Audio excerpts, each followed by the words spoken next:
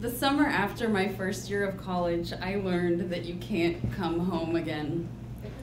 I learned this because when I asked my parents if I could come home again, they told me that my grandmother was staying in my bedroom and that if I wanted to come home, I could sleep in the basement. The creepy, crawly, unfinished basement. In DC, basements are very common, but in Tucson, Arizona, nobody has a basement. And after we moved in, we learned why, right? Because Arizona has snakes and scorpions and reptiles and spiders, and pretty much a basement is their idea of like the best place to hang out. We could be forgiven for not knowing this because we weren't from Arizona, we moved from the Midwest. But actually, what I learned about why I couldn't go home again was that when I came home after having been away for a year, my family's way of doing things suddenly made no sense to me anymore. They had picked this house because of the basement. You had to exit the house, go through a porch, enter from an external entryway to get down to the basement, and as my father explained to me, well, you have to just either have the lights on from inside the house, because there's only one switch, right? And it's inside the house, so you can just flip the switch if you need electricity down there. And then when it's time to go to bed, you know, you just come upstairs and you turn the electricity off, and then you just go back outside and go downstairs. I'm like, yeah, but that's nighttime, right? Like, we had all throughout my childhood, we'd had nuns and priests come stay with us in our basement. How had I never realized this before? But what I realized was nuns and priests take vows of poverty, right? I had not taken a vow of poverty. And that summer, I was working, in fact, at a movie theater. My shift got off at midnight, right, the late show. And one night, when I was driving home after the late show, I realized we live really far away from anything. How had I never realized this before? Why do we live in ranch territory? We are not ranchers. All of our neighbors were ranchers. And the drug rehab facility that was down the street, which presumably was popular among celebrities because it was desolate. Also, we lived near Biosphere. I don't know if any of you have heard of Biosphere, right? Like open landscapes. There was nothing where we lived. How had I never realized this before? Like literally to give directions to my house, it was like that Jeff Foxworthy thing, you know? And then when you turn off the paved road. But my ruminations about these ethereal things was cut short one evening when I nearly ran into a cow on our road home. We're from the city. I don't know what you're supposed to do when there's a cow standing in the road. I decided that what I should do is call 911. So when I got home, this was before cell phones, right? So I went home and we had two phone lines. We had one in the kitchen and we had one in the creepy, crawly basement, which I didn't like to spend any time in. So I made the phone call from the kitchen because I didn't think this was going to be a very long phone call, right? Like, hello, police, there's a cow, come take care of it. Thank you, goodbye. But the police weren't going to let me go that easy. First one was, can you describe to me what the cow was wearing? And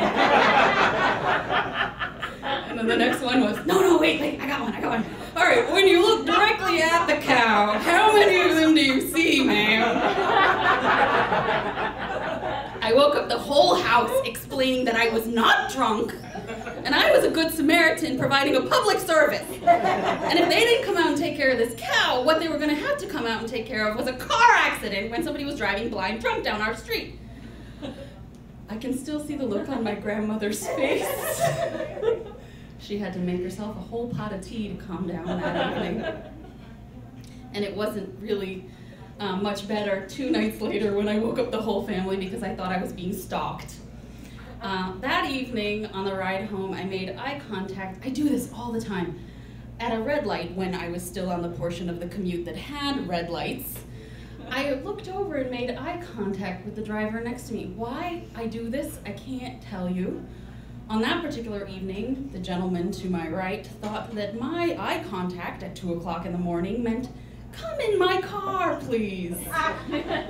He lunged at the passenger side. I had enough time to reach over and slam on the lock, right? And while he made his way around the back of the car, all I could think to do was grip the wheel and will that red light to turn green, right? Because if I get pulled over for running a red light, that's not a great opportunity to say, "Hey, officer, that man right there, he's trying to rape me."